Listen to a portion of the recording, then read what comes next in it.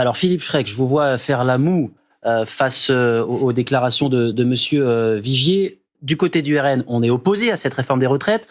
Il va y avoir des renégociations, ça va dans le bon sens, ça va peut-être dans le sens d'une future nouvelle loi, ce qui pourrait vous être favorable.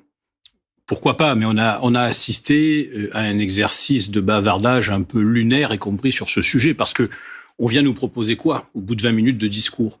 On vient nous proposer une mission flash où la Cour des comptes va devoir nous dire où on en est au niveau financier sur les retraites, puis un conclave, une délégation permanente, et on verra quand le conclave, quand la fumée blanche sortira. Mais moi, je note une chose.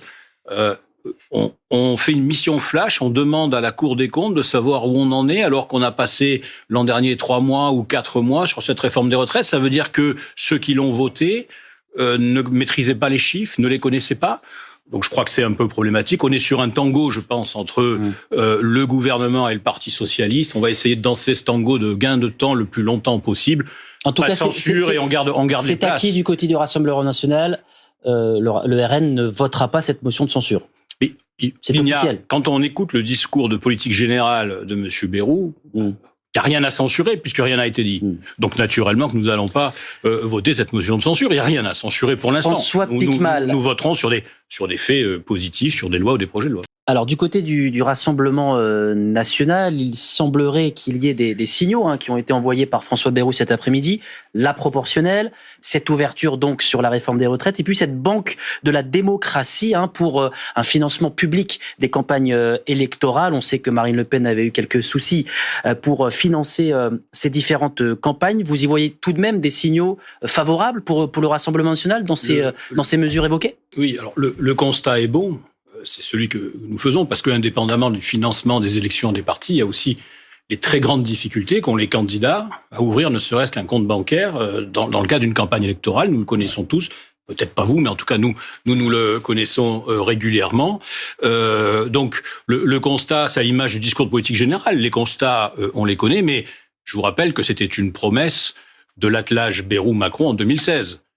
Tant la proportionnelle que le financement des partis politiques par la banque politique. Donc, moi, je pense que, encore une fois, comme tout le reste, c'est du gain de temps. Le temps est gagné. Nous acceptons l'augure et de la proportionnelle et de la réforme du financement des partis politiques parce que des choses ne vont pas à ce niveau, mais nous verrons concrètement si on reste dans le gain de temps, si on reste finalement dans la 4e République, ou s'il y a des mesures et des lois, parce que cette banque, c'est un projet de loi qu'on nous propose et on verra. Juste au RN, la proposition donc des négociations avec les partenaires sociaux, entre partenaires sociaux, et ce point de sortie, si vous ne trouvez pas d'accord, eh bien on revient à la réforme Borne. Si ce point de sortie là et on ne trouve pas d'accord, on revient à la réforme Borne, ça peut aussi vous pousser à un moment donné vous dire il va falloir qu'on censure.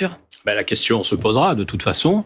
Encore une fois, ou bien est-ce que posera... comme le PS, vous demandez cette question, encore une fois... Un engagement écrit sur une sortie au Parlement. C'est pas un problème d'engagement écrit, c'est un problème de loi et de projets de loi qui nous seront proposés.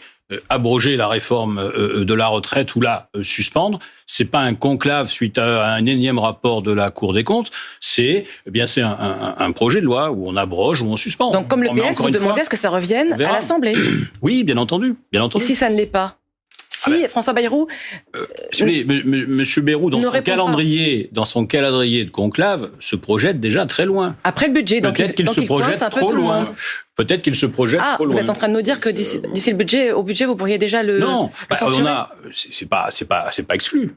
Nous n'avons pas évolué. Notre collègue Jean-Philippe Tanguy l'a rappelé sur le budget, sur le pouvoir d'achat des Français et sur le fait qu'on ne peut plus augmenter encore les impôts, les Français ne le veulent plus. Effectivement, ça pourrait être sujet à discussion ou à censure selon comment les choses évoluent. Il n'y a pas un blanc-seing au Parti socialiste à M. Bayrou jusqu'à la fumée blanche de ce conclave. Bien entendu, on va pas faire l'écran de fumée, ça va, mais on va pas plonger dedans.